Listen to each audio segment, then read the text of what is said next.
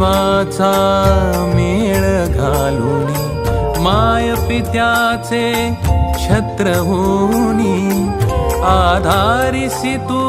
आम्हा जीवनी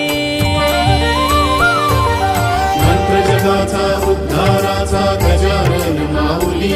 संकल्प जगाचा पुरावयाचा गजानन माऊली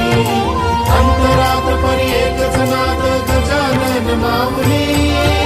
शरण जाता नादी रूपा अथांग मायेच्या